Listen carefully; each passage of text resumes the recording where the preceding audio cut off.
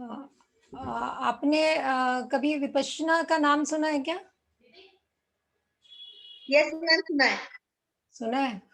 हाँ जी मैम। कुछ मैम जानते हैं विपश्यना के बारे में? मैम इसमें ये पता है मुझे कि ओशो जी के यहाँ होता है ये, और इसमें कहाँ पर, कहाँ पर? ओशो अच्छा। ओशो और मेडिटेशन सेंटर होता है। हुँ? मैम इसमें क्या होता है कि हम जैसे विपश्यना करते हैं, तो बिल्कुल आउटर वर्ल्ड से अलग होके रहते हैं। 8-10 दिन का इसका पूरा कोर्स होता है। हुँ। इसमें बात ही करनी होती है आपस में, हुँ। ध्यान में इस तरह से रहते हैं। बस थोड़ा बहुत ये पता है कि हम घर से बाहर जाना पड़ेगा इसके लिए। आजकल वैसे मैम ऑनलाइन हो रहा है विपश्यना। ऑनलाइन हो रहा है? हाँ जी मैम। अच्छा। कि उसमें भी वही शर्त है ना कि आप किसी से बात नहीं करेंगे, जो भी कुछ है वो बाकी उनके रूल्स वही हैं। तो घर में रह के तो मैम फॉलो करना बड़ा मुश्किल है। अब वहाँ चले जाते हैं घर से बाहर निकल के, तो आप फॉलो कर सकते हैं। हुँ। ऑफिस में रहते हुए तो बड़ा मुश्किल है फॉलो करना। ओके। और क्योंकि कुछ मैं जानकारी विपश्यना के बारे में? जी मैम बहुत ज़्यादा नहीं है, लेकिन बस ये मेरी इच्छा होती है कि ज़रूर जाना चाहिए एक बारी अगर करने मौका की मिले कभी तो। हुई इच्छा कि विपश्यना यस मैम, करना चाहिए? यस मैम हुई। चलिए आज लेकिन विपश्यना परिवार कराती के हूँ। साथ मैम पॉसिबल नहीं हो पाया। हुँ? परिवार के साथ पॉसिबल नहीं हो पाया कि 10 दिन के लिए निकालें टाइम। कोई नहीं। तो लेकिन आज मेरी हम इच्छा है कि मैं कभी मौका मिला तो ज़रूर करूँगी। ठीक है, आपकी इच्छा पूरी करते हैं आज। हाँ जी, ठीक है? हाँ जी। अ, चलिए मैं बताती हूँ विपश्यना क्योंकि मैंने की हुई है विपश्यना। सबसे पहले तो ये कि ओशो जो सेंटर्स होते हैं, वहाँ पर भी विपश्यना होती है प्लस विपश्यना के साथ वहाँ पर बहुत सारे और ध्यान भी किए जाते हैं, ठीक है? लेकिन विपश्यना के जो इंडिया में फाउंडर हैं, वो हैं एस.एन. गोयनका जी। आपने नाम सुना है उनका? नहीं सुना? ठीक है। आज आप यूट्यूब पर सर्च करना, एस.एन. गोयनका जी विपश्यना, ठीक है? तो लगभग समझिए कि 50 टू 52 7 इयर्स पहले इंडिया में विपश्यना को एस.एन. गोयनका जी लेके आए थे और भगवान बुद्ध ने ये विपश्यना की जो एक टेक्निक ध्यान की एक टेक्निक है विपश्यना, ये गौतम बुद्ध ने दी और मतलब ये गुरु शिष्य परंपरा के द्वारा अ, तब से 2500 साल पहले से तब से अब तक चलती आ रही है, ठीक है? लेकिन इंडिया में इस विद्या का लोप हो गया था क्योंकि पहले ये होता था कि जो गुरु अपने शिष्य को जो विद्या दान देता था एक तरह से, तो वो लिखी नहीं जाती थी मतलब ऐसे नहीं था कि आपने बुक में पढ़ा और कर लिया। ऐसे होता था कि गुरु ही शिष्य को सिखाएगा, उसकी पात्रता को देखेगा कि वो सीखने लायक है भी कि नहीं है, उसको आगे चला सकता है या नहीं चला सकता।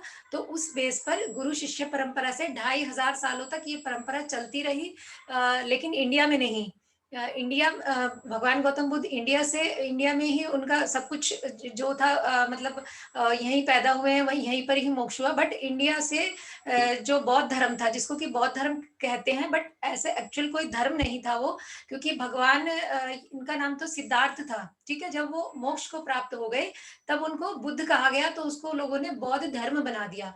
वही जो मैं कल बता रही थी कि लोगों ने अपने आप लोगों के क्रिएट किए हुए हैं ये संप्रदाय, धर्म किसी एक का नहीं होता कभी भी।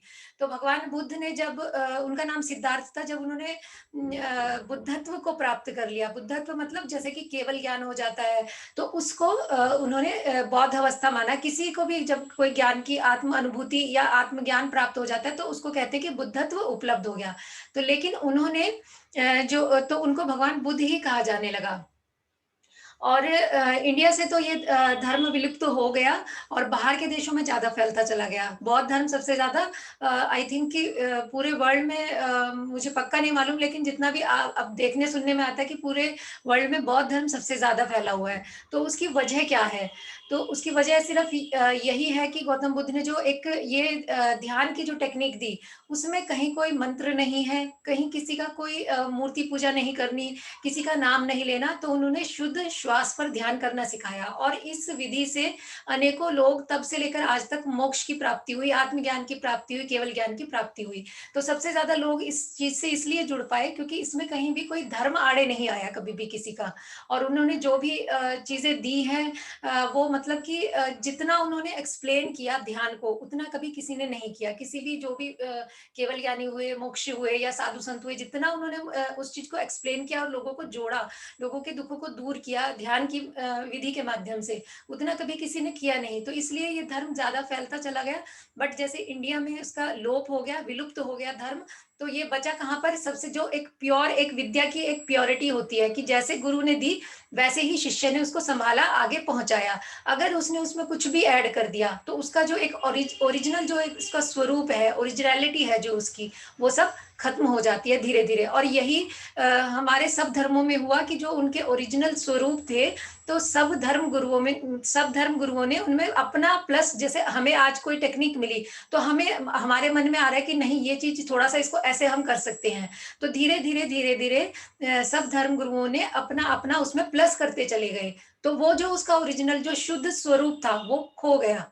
हर एक धर्म का यही हुआ कि 5,000 साल पहले या 10,000 साल पहले जो भी विद्या थी, ध्यान की विद्या थी, या जो भी एक धर्म का जो स्वरूप होता था, तो जितना जितना हमने उसमें ऐड कर दिया, तो वो उसका एक जो ओरिजिनल स्वरूप था वो 1% ही बचा। 99% वो सबका ऐड होते होते होते सब कुछ ये हो गया। तो फिर ऐसे ही बुद्ध लेकिन इसका ये आज भी क्यों जीवित है, जो विपश्यना की टेक्निक है, और लोग आज भी इतना ज्यादा उसको क्यों करते हैं? जो ओशो जो विपश्यना कराते हैं वो बिल्कुल अलग हैं, उनके सेंटर्स बिल्कुल अलग हैं, और जो एस एन गोयंका जी जो कराते हैं वो बिल्कुल अलग, उनकी एक अलग लीग है, अलग उनका टाइप है। जो भी है वो एक ओरिजिनल विद्या को लेकर इंडिया में आए, बर्मा में ये गुरु शिष्य परंपरा से 2,500 साल से चलती ही जा रही थी। और ऐसे ऐसे शिष्य थे जिन्होंने उनको संभाल के रखा, कि उसको जरा भी उसमें कोई एक चीज भी अपनी तरफ से ऐड नहीं की। जैसी विद्या भगवान ने दी थी उसको एज इट इज संभाल के रखा, फिर उसको लोगों तक पहुंचाया। इंडिया से विलुप्त हो गई थी, तो लेकिन जो वहां पर बर्मा में सियाजी उबा खेन नाम से जो उनके गुरु थे एस एन गोयंका जी के, उन्होंने उनको दी, और उन्होंने 14-15 साल वहां पर रहकर तपस्या की, जो एस एन गोयंका जी थे। और फिर उन्होंने कहा कि जो उनके गुरु थे, सियाजी उबा खेन के जो गुरु थे, उन्होंने कहा उनको कि जो उनके भी गुरु रहे होंगे, कि भारत की धरती का हमारे ऊपर कर्ज है कि बुद्ध भगवान वहां से आए थे और वहीं पर ही वो विद्या विलुप्त हो गई। तो मैं चाहता हूं कि किसी भी तरीके से ये विद्या वापस वहां पर जानी चाहिए। तो फिर उन्होंने एस एन गोयंका जी को ये काम दिया, या कुछ प्रकृति के ऐसे सर्कमस्टांसिस बने, निमित्त बनते चले गए कि उन्हें मजबूरी में इंडिया वापस आना पड़ा। तो वो उस विद्या को लेकर इंडिया वापस आए। फिर उन्होंने 52 ईयर्स पहले छोटे छोटे ध्यान के शिविर लगाने शुरू किए, विपश्यना के शिविर लगाने शुरू किए, जब तक कुछ नहीं था। तो विपश्यना के शिविर लगाते लगाते पहले 10 जने, फिर 20 जने, फिर 30 जने, वो बढ़ते बढ़ते इतना फैल गया कि लोग इतना टूट के आने लगे कि लोगों को उस चीज से इतना फायदा हुआ, इतना बेनिफिट मिला, इतनी मानसिक शांति मिली कि जो कि कभी जिंदगी में किसी ने नहीं मतलब देखी कभी। तो फिर धीरे धीरे बढ़ते बढ़ते बढ़ते ये पूरे ऑल ओवर वर्ल्ड फैल गई थ्रू एस एन गोयंका जी। तो all over world Vipassana centre, I think कि कई हजार सेंटर है, मुझे एग्जैक्ट नहीं मालूम, बट जहां मैंने की थी उत्तराखंड में मैंने की थी, जो विपश्यना सेंटर था 10 डेज का होता है, फ्री होता है, रजिस्ट्रेशन कराना पड़ता है 3-4 महीने पहले आपको, और लिमिटेड, क्योंकि वहां पर रहने का और खाने का सब आपका इंतजाम होता है। बट उसमें आपको एक साधु की तरह अपना जीवन करना पड़ता है, कि आपको 10 दिन मौन रहना पड़ेगा। 10 दिन वो जो भी देंगे खाने का, चाहे वो रूखा सूखा जैसे साधु संत खाते हैं उस टाइप से वो खाना देते हैं। एक टाइम सुबह 4 बजे आपको मेडिटेशन हॉल में पहुंचना ही होता है, और सुबह 4 बजे से 9 बजे तक आपको ध्यान ही करना होता है। उसमें 1-1 घंटे का बीच में खाने का ब्रेक होता है, इवनिंग में ब्रेक होता है, और मॉर्निंग में भी ब्रेक होता है, क्योंकि 4 बजे आप बैठ जाते हो, 3 बजे उठ जाते हो, 9 बजे आपको सोना होता है हर हालत में, लाइट्स वगैरह बंद करके। तो ये प्रोसीजर चलता है। और वहां पर फॉरनर्स बहुत ज्यादा इन चीजों में, अब हम हमारे ये है कि इंडियंस की बजाय फॉरनर्स ज्यादा मेडिटेशन करने आते हैं लोग वहां पर। और 10 डेज की विपश्यना का यही, और सारे और बहुत सारे नियम दिलवाते हैं कि जब आपने मौन ले लिया और 10 दिन आप बीच में छोड़कर नहीं जा सकते वहां से। अगर आपने शुरू किया तो आप उसको कंप्लीट करके आना पड़ेगा। लेकिन जिन लोगों का मन थोड़ा कमजोर होता है, या किसी का मैं ये कहूँ कि मन अगर मजबूत भी होता है, तो उन लोगों को भी थोड़ा हैवीनेस फील होने लगती है, क्योंकि अगर या तो हम छोटी-छोटी मेडिटेशन टेक्निक से हमने अपने आप को अच्छे से साध रखा है, तब तो ठीक है कि हमें आदत है। लेकिन किसी को अगर मेडिटेशन करने की आदत नहीं है और वो अचानक से वहाँ जाएगा, तो वो कुछ समझ नहीं पाएगा कि ये हो क्या रहा है। तो मेबी बहुत सारे लोग ऐसे होते हैं जिनका कि थर्ड डे लगता है कि चलो अब नहीं हो रहा, बस अब और नहीं होगा। तो थर्ड डे में ही लोगों को लगने लगता है कि चलो जाना है बस यहाँ से। तो आपको झूठ का, चोरी का, शील का, सब नियमों का पालन करना होता है। मेल फीमेल कैंपस बिल्कुल अलग-अलग होते हैं, फीमेल्स अलग रहती है कैंपस में, वहाँ कोई भी मेल नहीं आ सकता।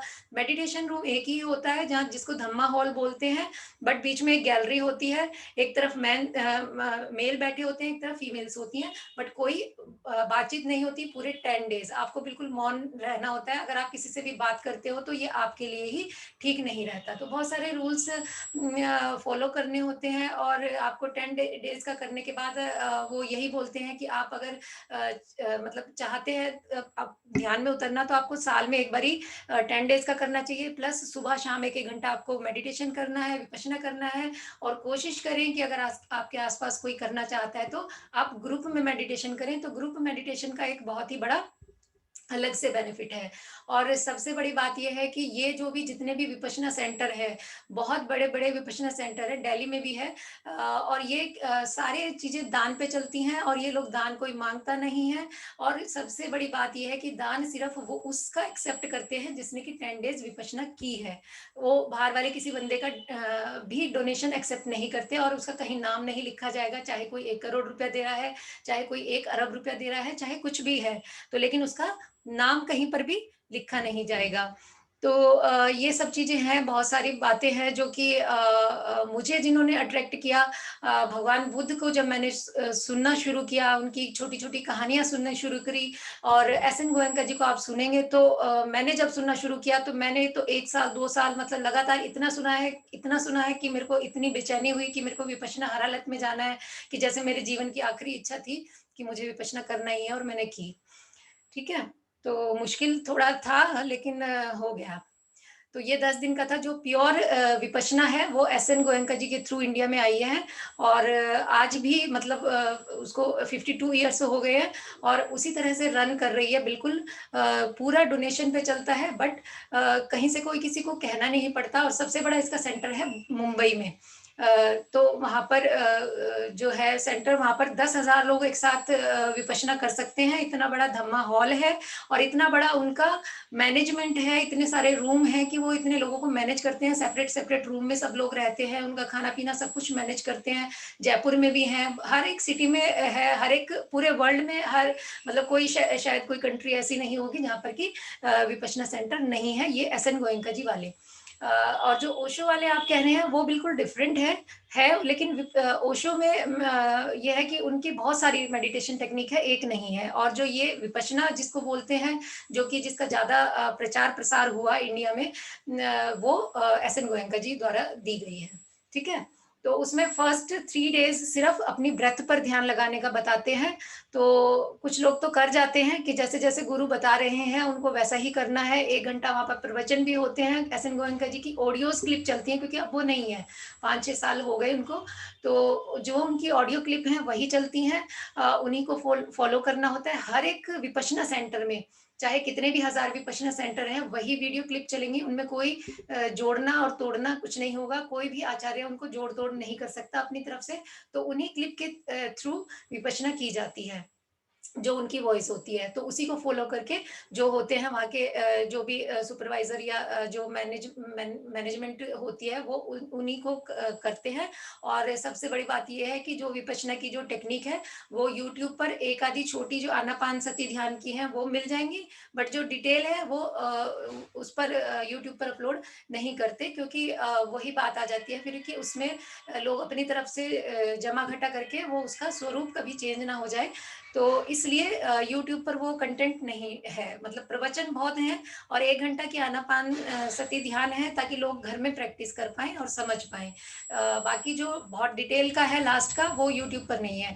तो वैसे तो नहीं हमें कराना चाहिए, क्योंकि गुरु ने जो एक विद्या दी है, तो गुरु के द्वारा ही वो मतलब उसको ग्रहण किया जाना चाहिए। लेकिन अगर कोई मैं ये सोचती हूँ, क्योंकि मैंने विपश्यना किया है, कि अगर कोई विपश्यना में जाना चाहता है, तो अपने आप को पहले से ही थोड़ा मेडिटेशन में पका ले, थोड़ी आदत डाल ले, कम से कम आनापानसति का जो है वो आदत डाल ले, तब वो जाए तो ज़्यादा चीज़ों को अच्छे से समझ पाएगा। अगर आप अचानक से जाके करोगे जिसको कि मेडिटेशन की बिल्कुल भी हैबिट नहीं है, तो उसके लिए बहुत मुश्किल हो जाएगा वहाँ पर फिर।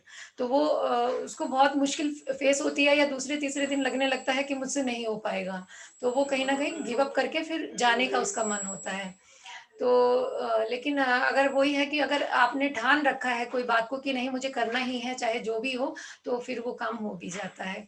तो यही मेरा विपश्यना का जो एक्सपीरियंस था कि मतलब मैं तो बहुत ज़्यादा भगवान बुद्ध का सुना, और भगवान ये एस एन गोयनका जी का जब से मैंने सुनना शुरू किया, तो मैं फिर उस चीज़ को छोड़ नहीं पाई कभी भी। तो मैं तो दिल से बहुत करीब हूँ इस चीज़ के, और बहुत मैंने मतलब इसको फिर करा भी है और जीवन में उतारने की कोशिश भी की है।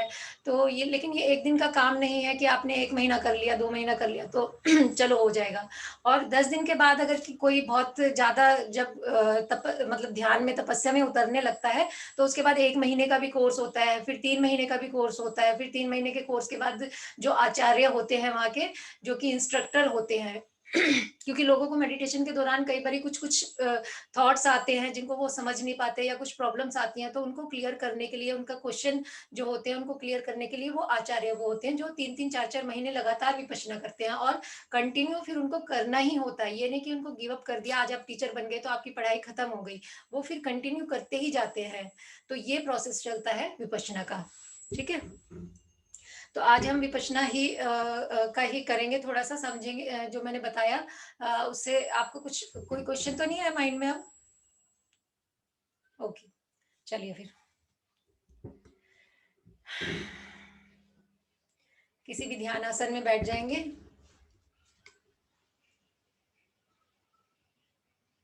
हाथों को अपनी सुविधा के अनुसार चाहे तो खुला रखेंगे, और चाहे तो कोई मुद्रा लगा लेंगे, या वितरा मुद्रा, जैसे भी आपका शरीर आपको अलाउ करे। लेकिन अधिष्ठान लेकर बैठना है। मैम मेरी आवाज़ और म्यूज़िक ठीक है क्या? एक बारी बता दीजिए। ठीक है? ओके।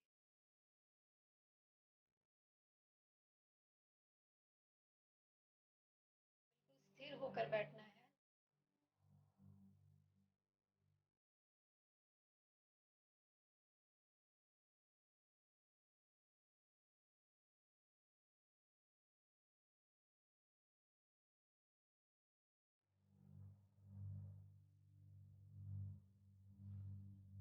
ध्यान आसन, आंखें कोमलता से।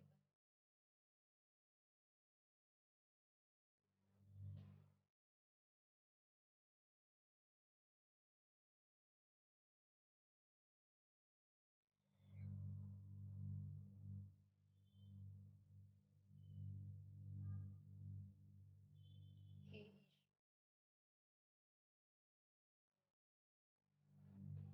ऑल माय डिवाइन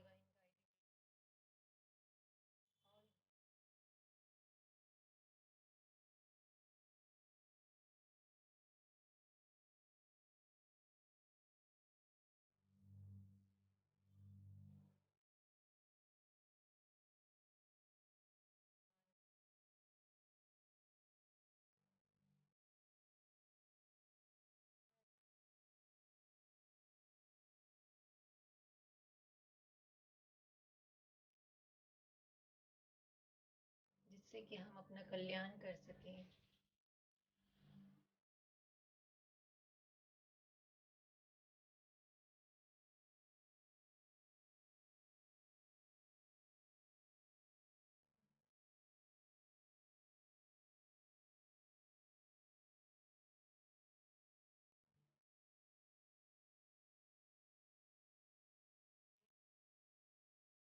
अपने शरीर को बिल्कुल ढीला छोड़ देंगे।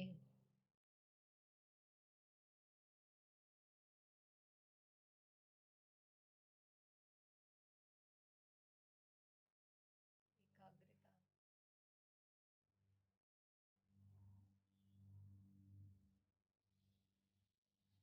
चेक करें कि आपके शरीर में कहीं भी किसी भी हिस्से में कोई तनाव तो नहीं है। जैसे टाइट मुट्ठी बंद करते हैं और फिर उसको ढीला छोड़ देते हैं, ऐसे ही अपने शरीर को बिल्कुल रिलैक्स कर दें, एकदम शिथिल कर दें, शांत कर दें।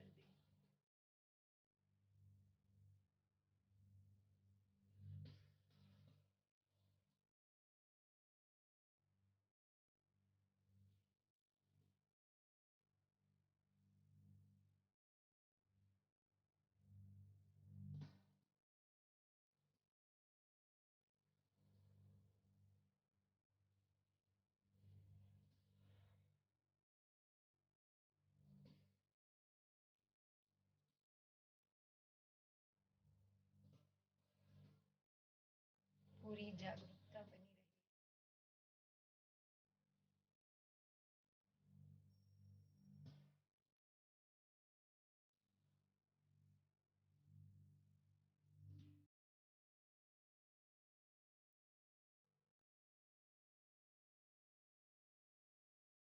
अपनी गर्दन से ऊपर के हिस्से को चेक करें।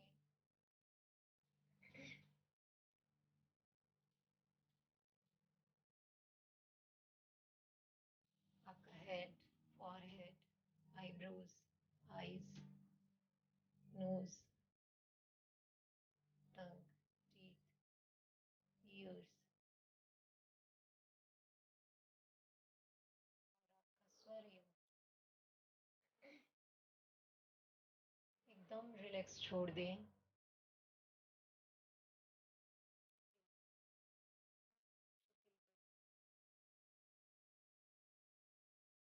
और उस शिथिलता को अनुभव करें।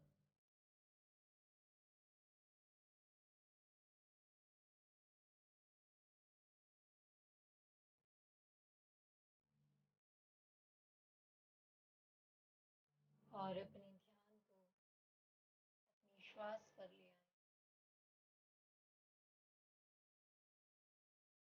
हर आती जाती श्वास पर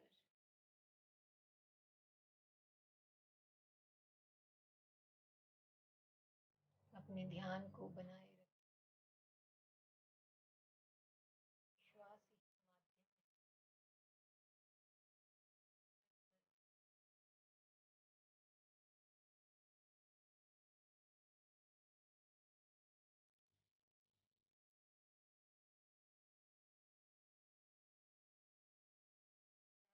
जानबूझकर श्वास को छोटा या बड़ा नहीं करना,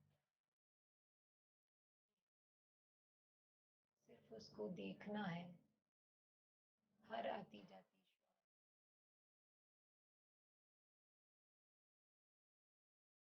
आपकी जानकारी के बिना एक भी श्वास भीतर जाने न पाए।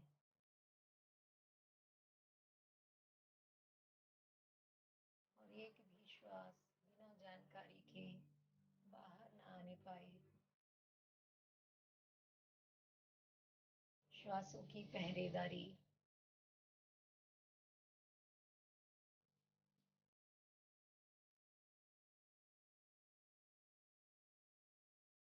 हर एक क्षण में। चित्त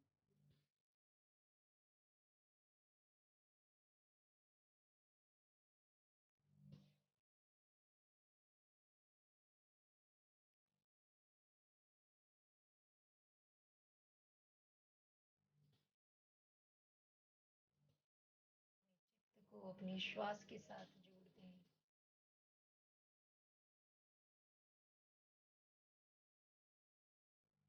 बाहर की दुनिया से अपने आप को बिल्कुल डिस्कनेक्ट कर लें।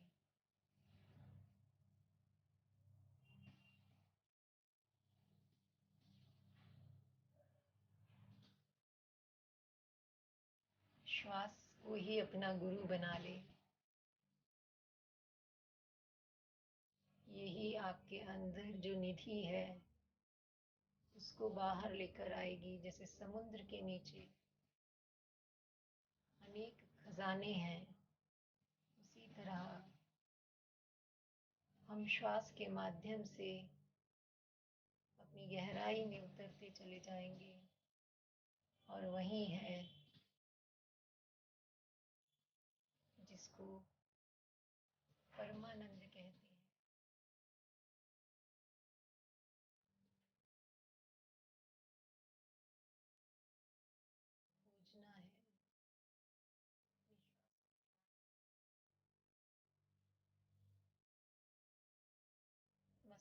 श्वास को देखते ही जाना है।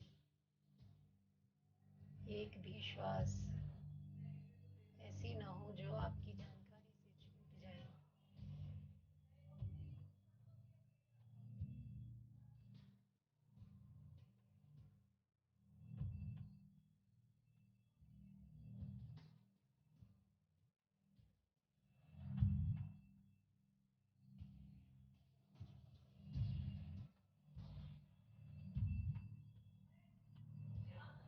अनुभव करें कि आपकी श्वास कौन से नोस्ट्रल से चल रही है।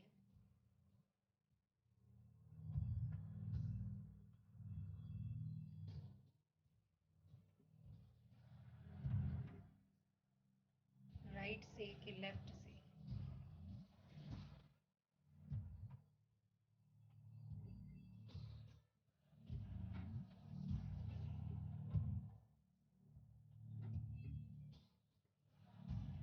सिर्फ देखना है, उसको बदलना नहीं है। चाहे राइट से है, चाहे लेफ्ट से, चाहे दोनों नोस्ट्रल से चल रही है, सिर्फ साक्षी भाव से देखते जाना है।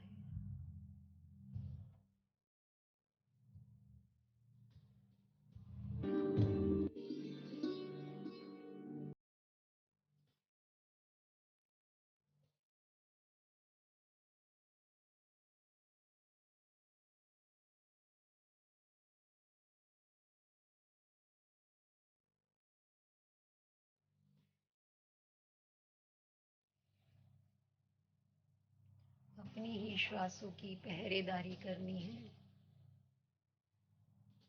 कि आप एक अच्छे पहरेदार हैं। तभी आपकी बिना इंफॉर्मेशन के, आपकी बिना आज्ञा के कोई श्वास अंदर नहीं जानी चाहिए।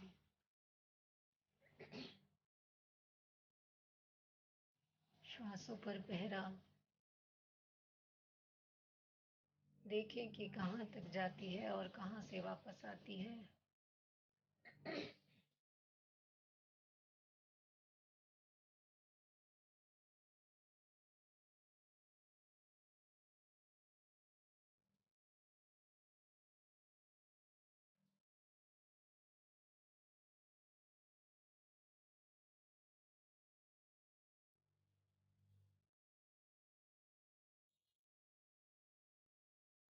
मन अगर किसी विचार में बार बार जाता है तो थोड़ी देर के लिए अपने श्वास को लंबा कर सकते हैं, गहरा कर सकते हैं। अगर मन में कोई तनाव है और ध्यान में मन नहीं लग रहा तो अपनी श्वासों को लंबा और गहरा कर लें। धीमा, लंबा, गहरा, दीर्घ श्वास।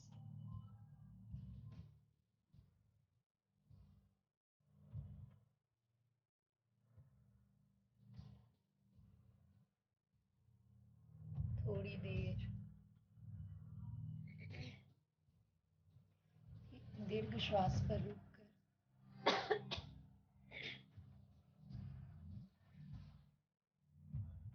वापस से नॉर्मल ब्रेथ पर आ जाए।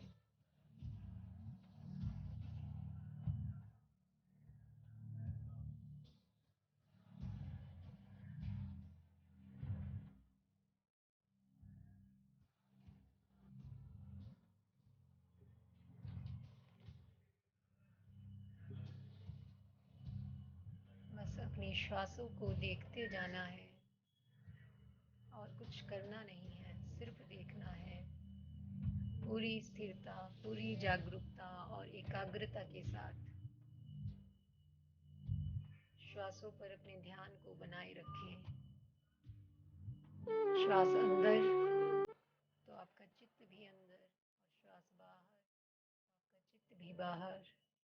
बस इसी को कंटिन्यू करते रहें। साक्षी भाव।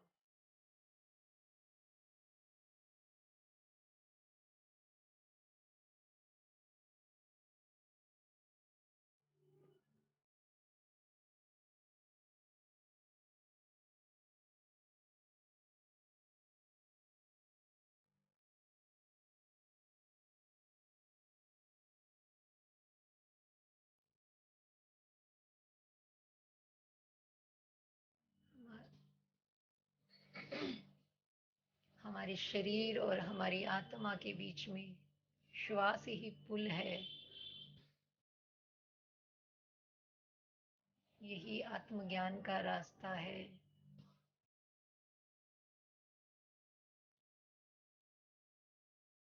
जब हम स्थिर हो जाते हैं और अपनी श्वासों पर ध्यान करते हैं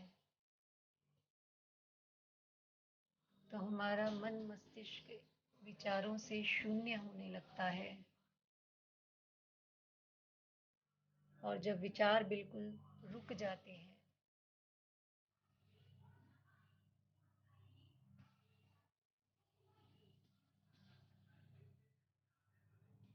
तब cosmic power, divine energy, God energy हमारे सहस्त्रार चक्र से हमारे भीतर प्रवेश करना शुरू करती है।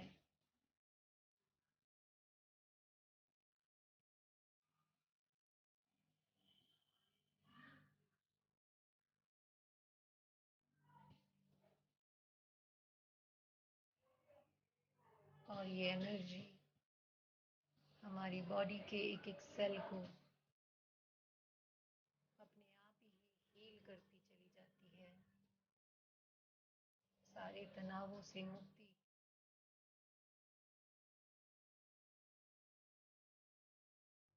सिर्फ अपनी श्वासों के माध्यम से।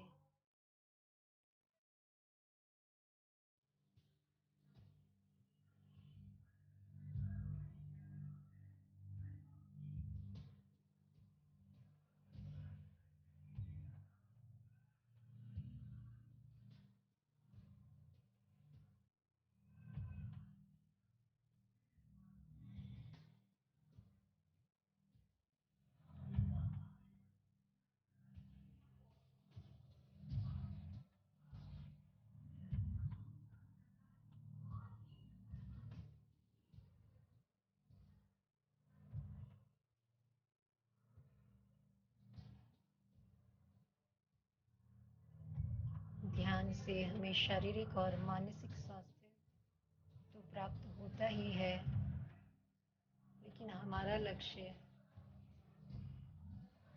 स्वास्थ्य प्राप्त करना नहीं है। हमारा लक्ष्य है आत्मज्ञान को पाना।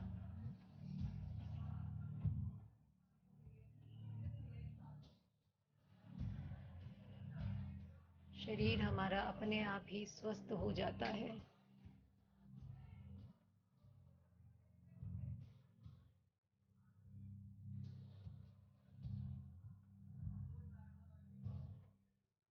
कंटिन्यू अपने ध्यान को बस अपनी श्वासों पर ही लगाए रखें। मन अगर बार बार भागता है तो उसको दोबारा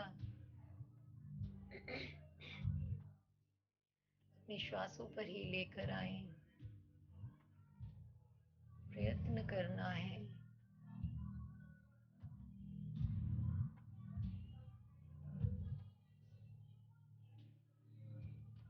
हमारे विचार ही हर समय हमारी एनर्जी को खींचते जाते हैं।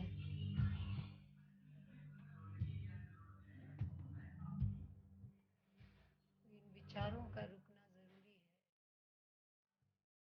हमें ज़बरदस्ती रोकने की कोशिश नहीं करनी। जब हम ब्रेथ पर अपना ध्यान ले आते हैं तो विचार ऑटोमेटिकली रुकने शुरू हो जाते हैं। प्रेजेंट में रहना है, ना पास्ट में जाना है ना फ्यूचर में, क्योंकि जो भी है बस इसी क्षण में है।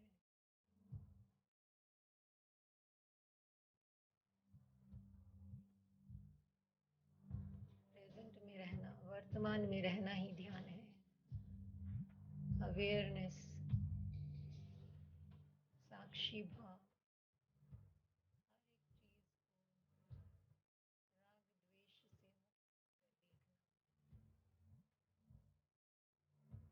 शरीर में अगर कहीं दर्द है, बेचैनी है, उसको भी देखना है। सिर्फ देखना। कोई भी चीज यहाँ शाश्वत नहीं है। अगर अपने दर्द को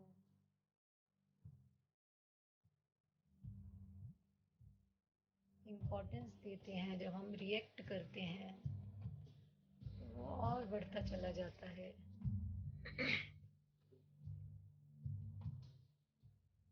तो उसको देख कर बस निकल जाना है,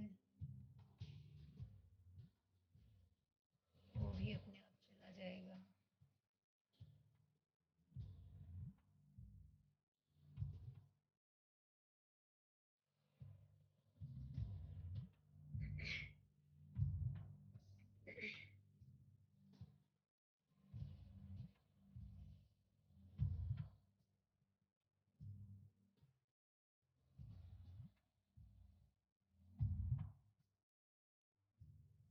श्वासों की जैसी एक रस्सी है, और उस रस्सी पर आपको इतने ध्यान से चलना है कि जरा भी ध्यान हटा तो आप गिरे। पूरी एकाग्रता, बस इसी यात्रा को तय करना है। जितना कदम आप चलोगे उतना ही अपने नजदीक पहुंचते जाओगे।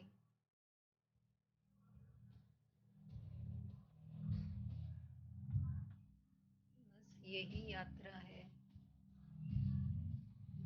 जो अपने भीतर की ओर है। कहीं भी जाना नहीं है, कुछ भी करना नहीं है, सिर्फ देखते जाना है, सिर्फ देखना है अपनी श्वासों को।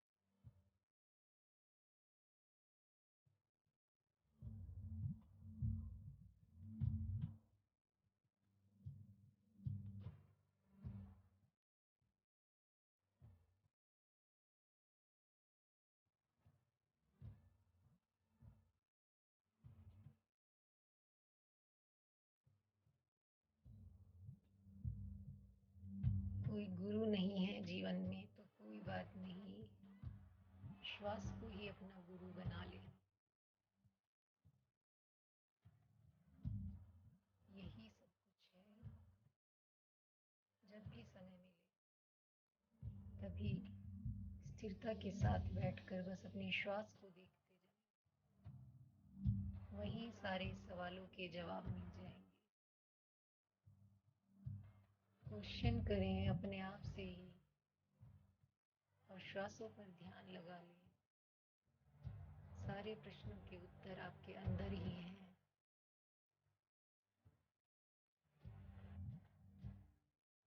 और रास्ता सिर्फ एक ही है, अपनी श्वासों के सहारे अपने भीतर उतर जाना है।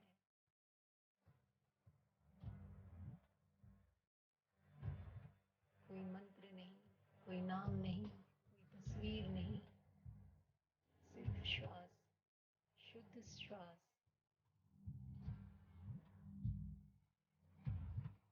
यही साधन है, यही माध्यम है।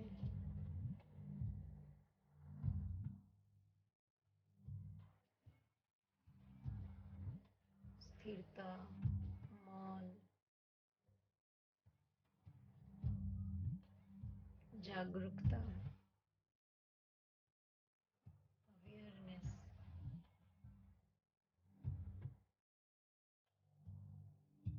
और साक्षी भाव।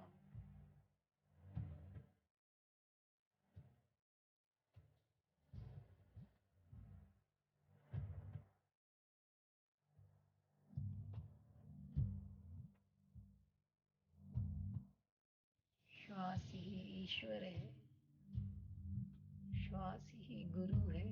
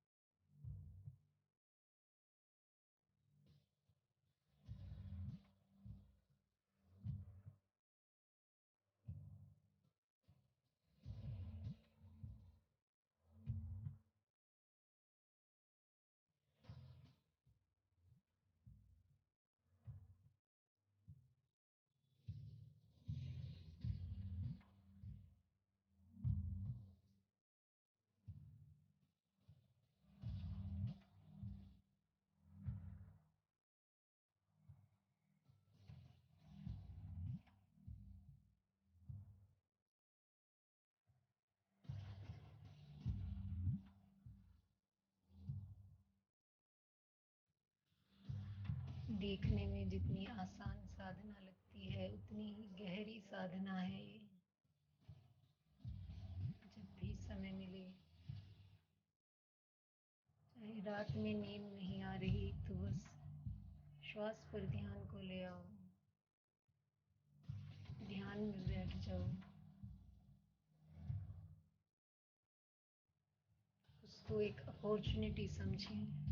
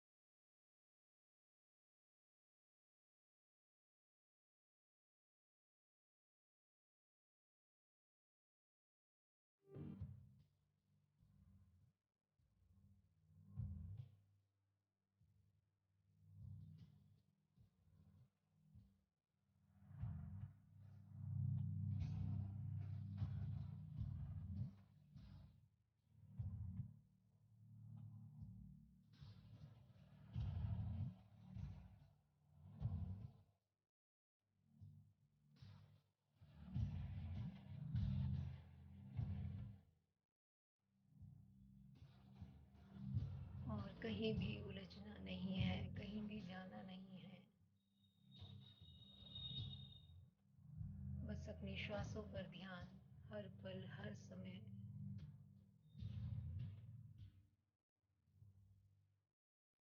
यहीं से सारे अज्ञानता का अंधकार हटेगा।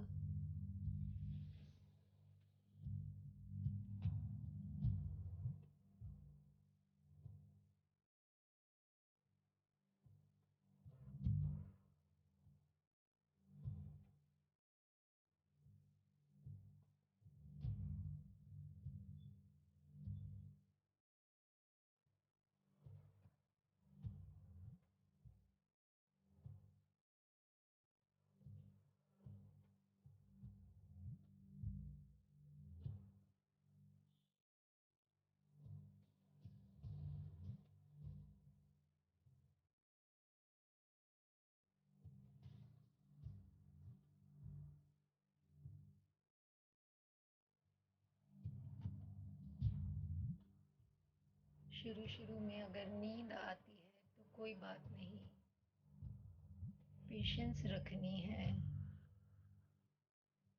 फिर से शुरू कर दें। क्योंकि जब हमारा माइंड रिलैक्स होता है तो वो नींद की गहराई में भी कई बारी जाने लगता है, या फिर हम ध्यान की गहराई में उतर जाते हैं तो हमें लगता है कि नींद आ रही है।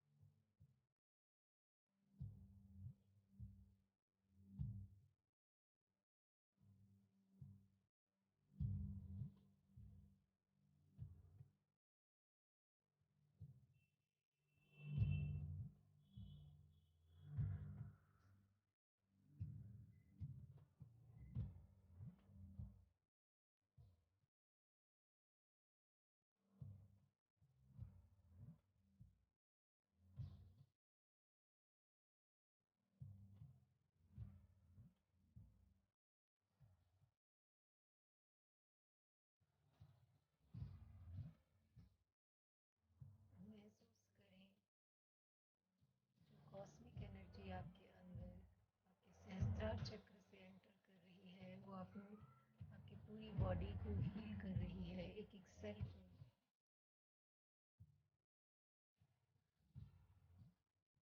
आपकी स्पाइनल कॉर्ड में ये कॉस्मिक एनर्जी पहुंच रही है और पूरे शरीर में फैल रही है।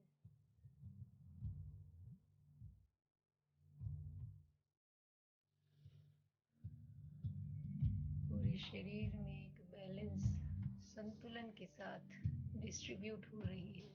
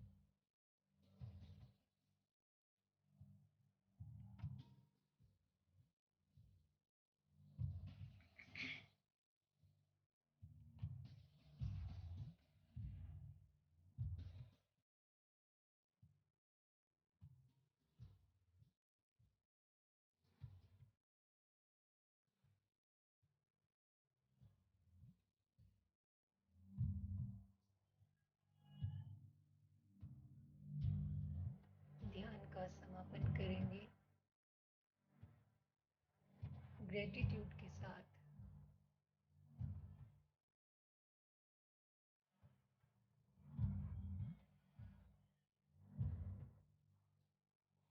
ओ God, O universe, all divine angels, all divine souls, all my gurus, सभी को वंदन और अभिनंदन और thank you, thank you, thank you, thank you.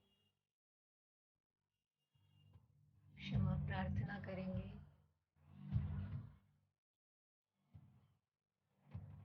हे ईश्वर, मुझसे इस जन्म में या अनंत युगों की इस यात्रा में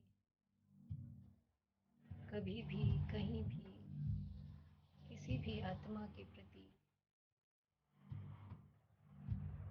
या ईश्वर के प्रति मुझसे कोई अपराध हुआ हो तो हर उस अपराध के लिए अपने ईश्वर से, अपने गुरु से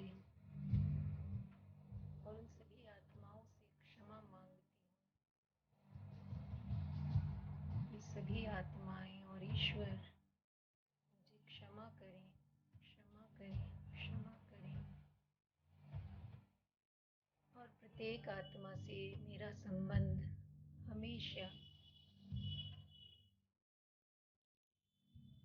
प्रेम और शांति का रहेगा। और उन्होंने, आप सब ने मुझे क्षमा किया, उसके लिए thank you, thank you, thank you. और किसी आत्मा ने मेरे साथ किसी भी जीवन में कुछ भी जाने अनजाने बुरा किया हो, तो हर उस आत्मा को मैं हृदय से क्षमा करती हूँ, क्षमा करती हूँ, क्षमा करती हूँ। Thank you universe, thank you, thank you God, thank you, thank you, thank you. अपने हाथों को अपनी आंखों पर रखेंगे और अपने हाथों में ही अपनी आंखों को धीरे धीरे खोलेंगे और महसूस करेंगे कि आपकी आंखें बिल्कुल स्वस्थ हैं, स्वस्थ हैं, स्वस्थ हैं।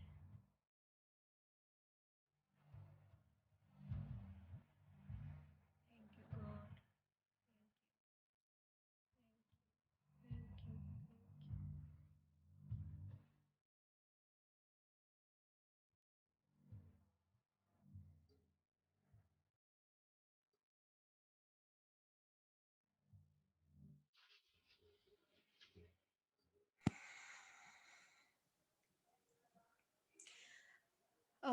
अगर आप कुछ कहना चाहते हो तो बोल सकते हैं। हम अभी मंगल भावना करेंगे, उसके बाद हम फिर क्लास के बाद 15 मिनट का मौन कर लेंगे।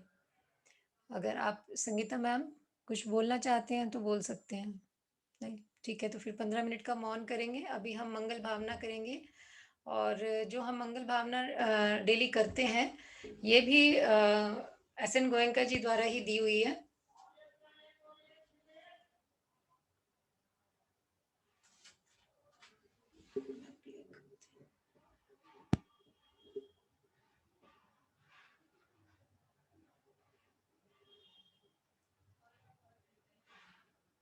सबका मंगल होए रे, जिस गुरुदेव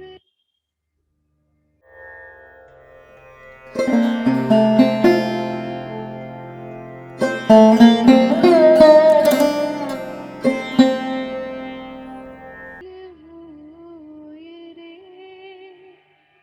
सबका मंगल, सबका मंगल, सबका मंगल होए रे, जिस गुरुदेव ने धर्म दिया है, उनका मंगल होए रे। So thank you so much. I hope कि आपको अच्छा लगा होगा। मिलते हैं कल। Good night.